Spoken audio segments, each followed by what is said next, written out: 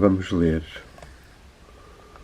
um pequeno texto publicado em 1877 numa revista da Spiritualist londrina, enviada para lá por Puri Chand Mitra, um notável escritor espiritualista da Bengala, do Renascimento de Bengala, que nasceu em 22 de 7 de 1814 e desencarnou com 69 anos em 1883. Foi um homem muito conhecido pelo seu domínio da espiritualidade por prática, pela sua ousadia de juntar diferentes linhas de aproximação ao conhecimento oculto, ao conhecimento espiritual profundo, já que era familiar do sânscrito, dos Vedas, das Upanishadas, mas também se dedicou ao espiritismo, ao ocultismo e, por fim, aceitou o convite Olcott para se tornar um membro da Sociedade Teosófica, que lhe foi enviado em 1877, quando Olcott e Blavatsky começaram a ver os artigos que ele publicava em revistas espiritualistas inglesas e americanas e convidaram-no imediatamente, que ele demorou algum tempo a aceitar e em 1879 foi eleito como o primeiro presidente de um ramo teosófico indiano na Índia, em Bengal. Viverá só 3 anos nessa situação, mas foi certamente uma figura muito importante no Renascimento bengali, já que cultivava bem tanto o bengali como o inglês e colaborou em dezenas de revistas, a que tinha acesso também por ser um deputado livreiro ou bibliotecário da Biblioteca de Calcuta, que na altura era a sede do Império Britânico. Este textozinho que vamos ler chama-se Deus na Alma. Vou lê-lo pela primeira vez, um exemplar que eu trouxe há muitos anos de Calcuta e que merece a nossa consideração. Deus na alma. O mais importante ensinamento dos árias ou dos arianos é que Deus está na alma humana e que a alma é um reflexo de Deus. A sua progressão, quando está liberta ou desencarnada, é gradual, mas sem fim. Os antigos indianos olhavam para Deus como verdade, sabedoria, infinito, felicidade, fonte de imortalidade, tranquilidade, o bem. O um sem segundo. Vou dar um extrato de algumas das Upanishadas. Como nós sabemos, são os ensinamentos mais elevados dos Vedas, escritos posteriormente, diálogos entre mestres e discípulos, e que, no seu todo, formam a Vedanta, que é o fim último dos Vedas. Deus vive na alma na sua profundidade máxima. O sábio, por um exercício espiritual, conhece-o e torna-se livre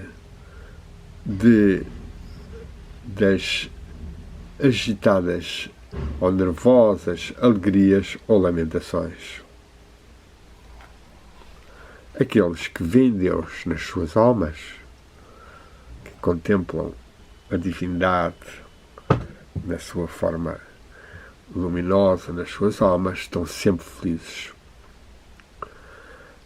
Deus é invisível ao olho, não pode ser tocado pela mão, nem pode ser alcançado através de qualquer direção, nem pode ser reconhecido por qualquer som e não pode ser trazido ao alcance do pensamento.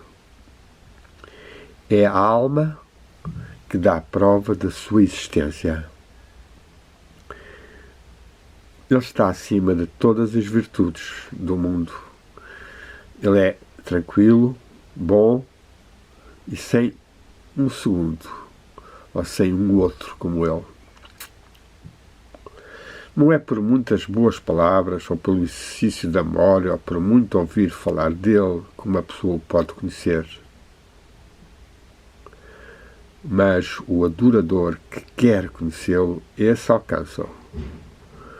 Deus revela-se Ele próprio na alma de tal adorador.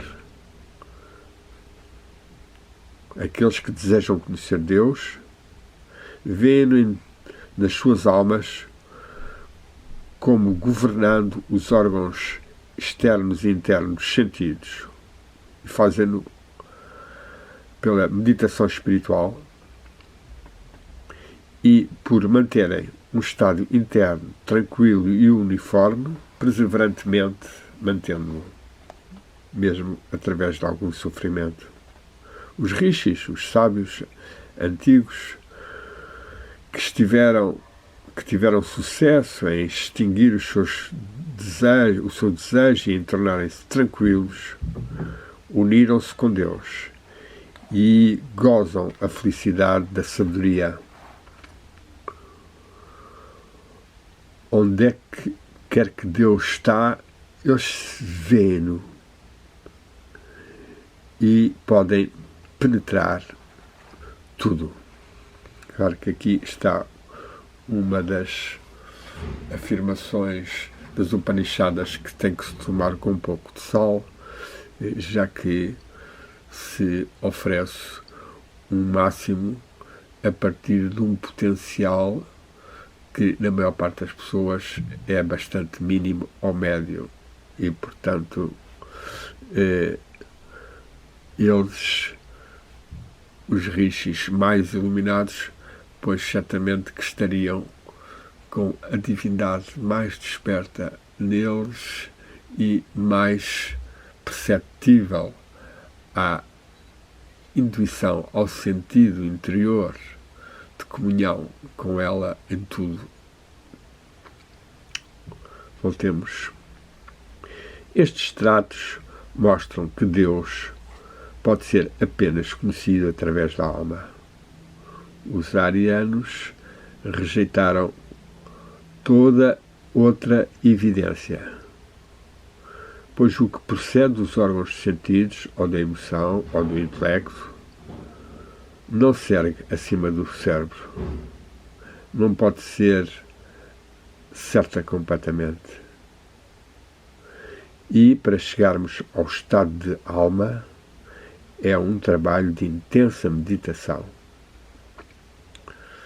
Esta utilização da expressão estado de alma está presente noutros textos de Chandmitra, um ou dois dos quais já li, nomeadamente um dos seus belíssimos contos, e foi nos contos que ele se tornou mais destacado na literatura e na fama, mas este livrinho também, The Spiritual Straw Leaves, é uma obra de facto bastante bela, na sua simplicidade. Isso significa folhas soltas espirituais. Tem de facto uma grande qualidade espiritual e no seu caminho de aprofundamento, Chandmitra, sendo dotado de intuição, de uma certa clarividência, foi bafejado ou agraciado com algumas experiências espirituais, nomeadamente o estado da alma, como ele chama, já que conseguia comungar com a luz interior e tinha uma vida bastante virada para a irradiação de tal luz, com pessoas, organizações, escritos. Continua então depois ele. A clarividência e o sonambulismo espantam-nos, apesar de eles serem apenas manifestações de uma alma parcialmente emancipada. Mas uma alma completamente livre de todas as prisões ou todas as cadeias mostra e evidencia muitos mais poderes elevados. Quanto mais a alma se atenua, mais ela se aproxima e é assimilada a Deus. Os meios de alcançar o estado espiritual, ou o tal estado da alma, é o yoga, que tem vários estágios. Ele age também diferenciadamente em cada pessoa diferente. Tal como nós encontramos que algumas pessoas são naturalmente clarividentes, sonambúlicas e possuem a segunda visão, enquanto outros adquirem tais poderes pelo exercício do yoga ou por uma gradual diminuição ou extinção da vida natural. Aqui podemos ver esta afirmação de uma capacidade dos seres desenvolverem formas de percepção extrasensorial, as quais as mais elevadas permitem uma realização mais fácil de Deus, já que as pessoas veem e sentem, e nesse aspecto a prática da meditação, da comunhão interna através da respiração e da interiorização e a calmia do pensamento é fundamental. Ora, Chandamitra foi um homem que conseguiu juntar todos esses níveis, e daí o grande interesse que Olcott faz em convidá-lo para ele pertencer à Sociedade Teosófica, enviando-lhe mesmo o diploma antes na primeira carta, sem que ele ainda tivesse dito sim ou não, do qual ele seria o 135º membro. Também, na altura, pediu que Chandamitra encontrasse algum Shela, algum discípulo, algum guru, alguém que pudesse vir ao Ocidente, no caso então era os Estados Unidos, ensinar a sabedoria indiana, se ele conhecia alguém. Ao que ele respondeu que a maior parte das pessoas não estavam muito interessados, mas queria pensar nisso. Anos mais tarde, será Moini Moi que exercerá essa função quando Olcott e Blavatsky vêm até a Índia, o conhecem e o enviam, depois de ele ter sido secretário de Olcott durante algum tempo e ter dado bastantes conhecimentos a Blavatsky, o enviam para a Inglaterra a fim de ele defender Alfred Pierce Siné, que com as suas cartas dos Mahatmas tinha encontrado, e o seu budismo esotérico tinha encontrado várias contestações, e Moini tentou clarificar e acalmar isso. Vemos aqui dois dos verdadeiros Mahatmas, de certa forma, mais claros do que os outros Mahatmas. Pelo menos não é que estejamos a pôr em causa a existência dos mestres, porque certamente que eles existem, mas muito do que foi enfabulado e do que foi escrito como sendo cartas deles escritas com tinta inglesa não parece de forma alguma, e que se materializavam e desmaterializavam, não parecem de forma alguma que correspondam a esses grandes seres, tanto mais que o conteúdo dessas cartas não era em grande parte de grande qualidade ou valor. Mas voltemos aqui ao ensino que ele nos transmite, Deus na alma. Qualquer pessoa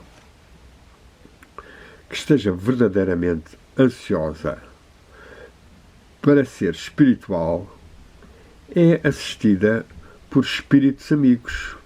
E este facto eu conheço por experiência pessoal. As visitas de espíritos não terminam só, não acontecem só com as manifestações externas que eles produzem,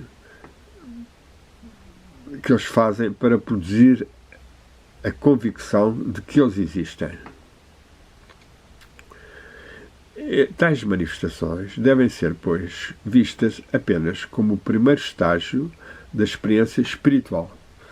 Nós temos aqui Chandramitra a referir-se ao que vulgarmente se considerou e foi o que mais se tornou conhecido no espiritismo, de espíritos a aparecerem através de médiuns ou através de derramamentos de ectoplasma em materializações e em mexerem objetos ou mexerem alfabetos propícios a manifestar o pensamento deles. Mas isso para Chandramitra é apenas um primeiro nível. O verdadeiro trabalho dos espíritos é espiritualizar aqueles que estão qualificados para receber a sua ajuda, e a providência de Deus é claramente apreciada à medida que nós nos erguemos do natural para os estágios mais elevados. Quando a divina efulgência é vista na alma, cá está o tal contemplação da luz interior, fundamental no caminho espiritual, e para isso existem os instrutores, os mestres que já comungam com essa luz e que frequentemente a conseguem transmitir ao despertar nos outros. Essa divina efulgência é vista na alma, então os diversos credos aparecem nas suas verdadeiras cores.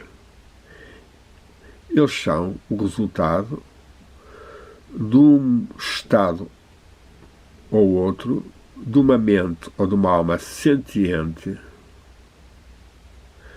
mas não da alma a verdadeira ou real ou tranquila que transcende todos os credos. Daí que nós tenhamos que ter uma larga condescendência para aqueles que propagam ou seguem os credos religiosos. Eles não possuem o esplendor interior e eles confundem, entre parênteses, por escreveremos frequentemente ou algumas vezes, a escuridão pela luz ou a sombra pela substância.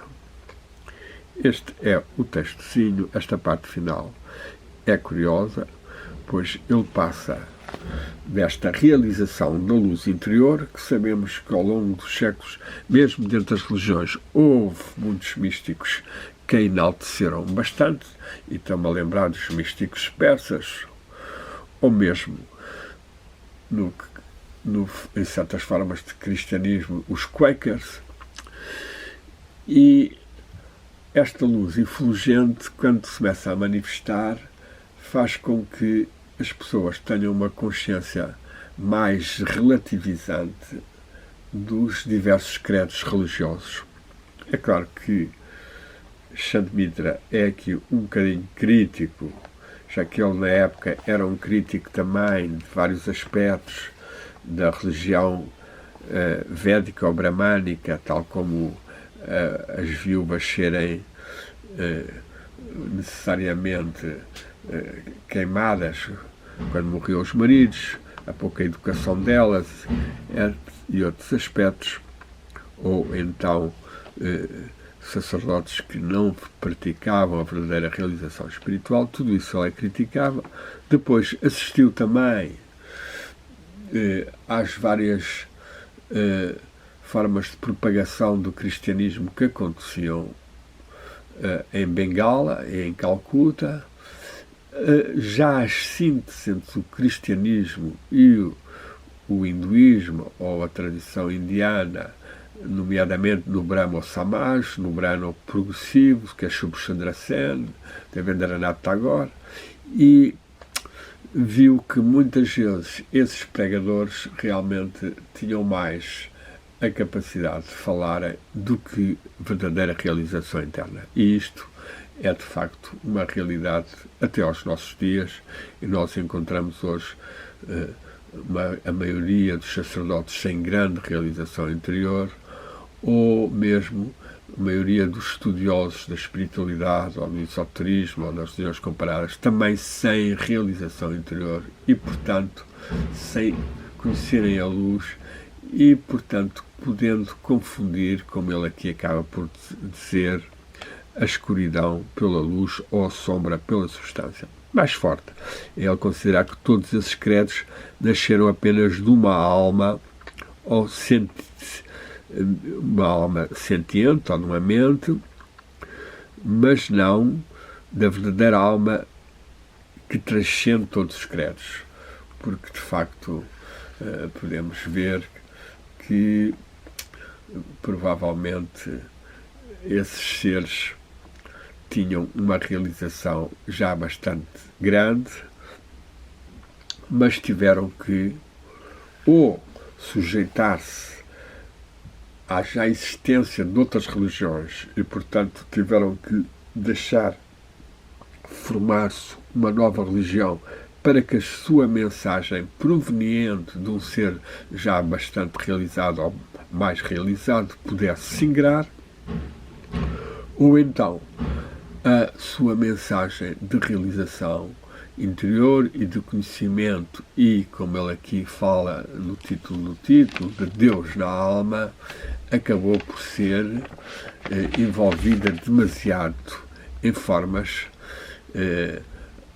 religiosas, de costumes, de ritos, de crenças, perdendo-se muito essa verdadeira realização da divindade interior e da luz que o nosso querido amigo Chantemitra, Percy Chantemitra, desenvolve neste texto.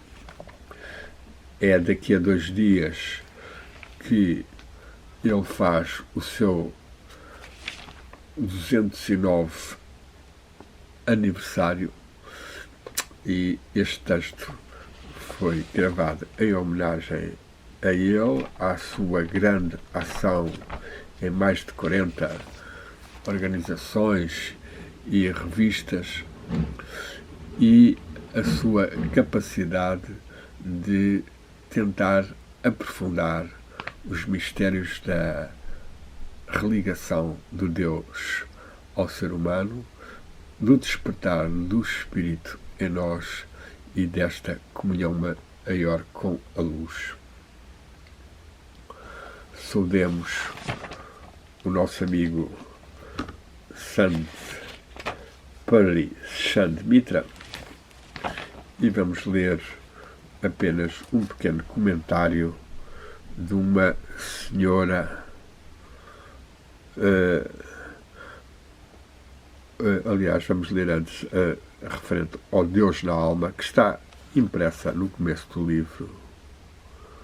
Os seus artigos publicados nos Espiritualistas, intitulados A Psicologia do Budistas, especialmente Deus na Alma, alimentaram muito e frutificaram muito.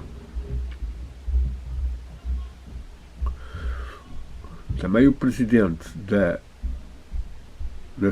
Associação de Espiritualistas Britânicos, da British National Association of Spiritualists, em 11 de setembro de 1877, A. Calder, escrevia acerca deste artiguinho que eu li, Called in the Soul, Deus na Alma.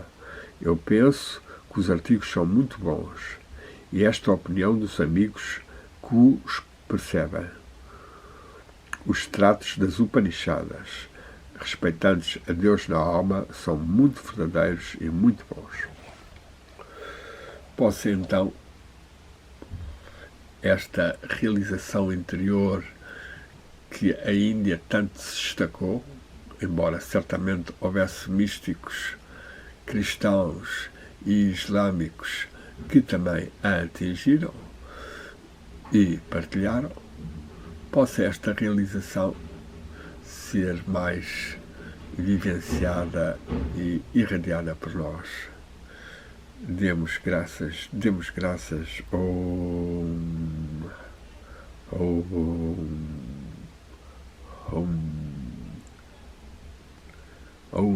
Amém. Viva a divindade interna em nós, viva